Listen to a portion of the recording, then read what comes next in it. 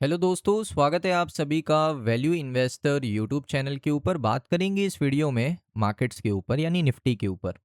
अब देखिए, कल है मंडे। कल की डेट क्या है? 17 अगस्त। और एक कल नया हफ्ता शुरू होने वाला है निफ्टी के लिए, मार्केट्स के लिए। तो आज मैं आपको एक ओवरव्यू देने वाला हूँ कि निफ्टी किस तरीके से परफॉर्म कर सकता है। अब देखिए, सबसे इम्पॉर्टेंट चीज़, लोग जो सवाल करते हैं कि यूएस ईरान के बीच में जो वॉर चल रहा है उसमें क्या चीज़ें अभी अपडेट आ रही है। तो देखिए, अपडेट की अगर मैं सिर्फ अपडेट की बात करूँ ना, तो ईरान ने ये कहा है कि हॉर्मुज़ के ऊपर उसका कंट्रोल है, जो कि बिल्कुल फैक्ट है। बिल्कुल फैक्ट है, इसमें कोई भी ऐसी वो नहीं है कि हॉर्मुज़ के ऊपर ईरान का कंट्रोल नहीं है। कोई कह सकता है? बिल्कुल नहीं कह सकता है, सिंपल बात है। बट डोनाल्ड ट्रंप को आप लोग देखिए, डोनाल्ड ट्रंप ने क्या कहा?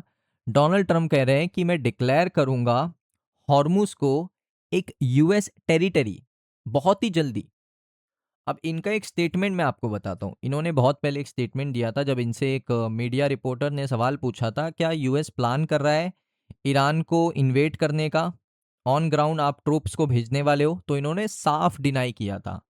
और दोस्तों, आप सभी को पता होगा कि अगर यूएस टेरिटरी बनाना है, हॉर्मुज़ को यूएस टेरिटरी बनाना है, तो आपको ग्राउंड इन्वेजन करना ही पड़ेगा।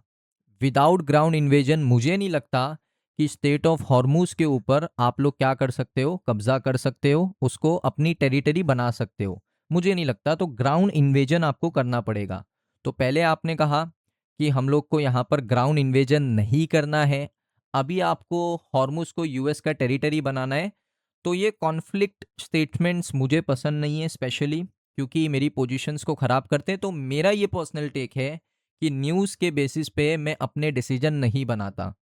चाहे मुझे लॉन्ग करना हो, शॉर्ट करना हो, मैं अपने डिसीजन न्यूज़ के बेसिस पे नहीं बनाता। न्यूज़ को मैं देखता हूँ क्योंकि वो इम्पोर्टेंट, अगर अपडेट है, न्यूज़ है, तो मैं उसको देखता हूँ। मगर ये जो कॉन्फ्लिक्ट वाले स्टेटमेंट्स हैं, उनको मैं प्रेफर्ड नहीं करता हूँ। तो इग्नोर ही करना चाहिए मेरे हिसाब से। इसके ऊपर ज़्यादा बात नहीं करेंगे, इग्नोर ही करना चाहिए। अब क्रूड ऑयल के प्राइसेस अगर आप देखोगे, जो क्रूड है वो लगभग 88.52 डॉलर पर बैरल हो चुका है, पर बैरल हो चुका है। तो क्रूड ऑयल के प्राइसेस बढ़ना, इसका सिंपल सा मतलब होता है कि इन्फ्लेशन बढ़ेगा।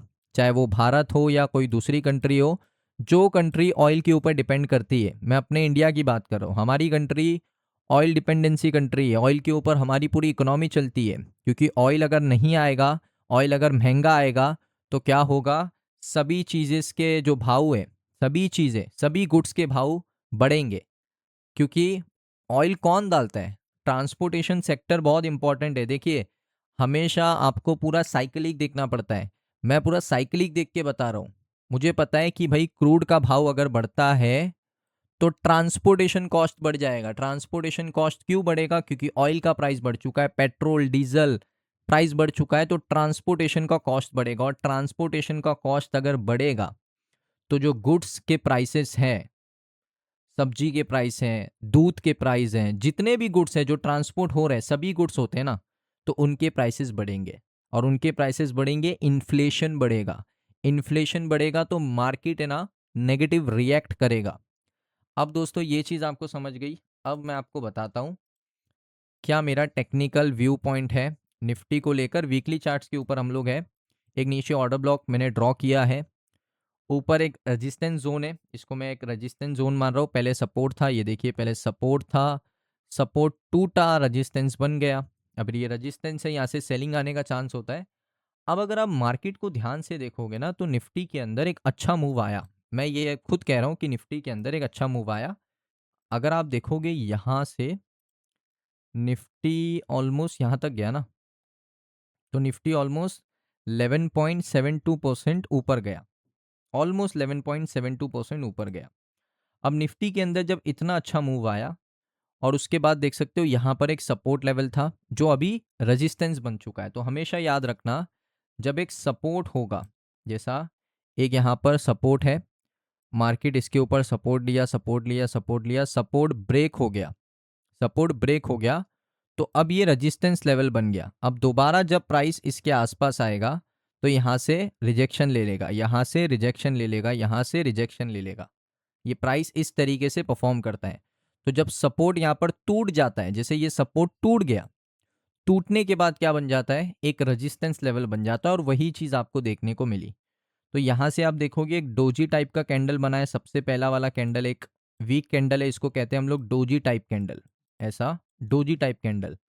उसके बाद एक अच्छा बियरिश कैंडल बना है। अगर आप देखोगे जो नेक्स्ट वाला कैंडल है दोस्तों, जो उसके नेक्स्ट वाला कैंडल है, ये वाला कैंडल, ये एक अच्छा बियरिश कैंडल है, जो आप देखोगे नीचे क्लोज ही होने वाला है। तो यहाँ पर अगर ये यहाँ तक भी क्लोज होता है ना, तो एक अच्छा रिएक्शन आपको देखने को मिलेगा नीचे वाली साइड पे।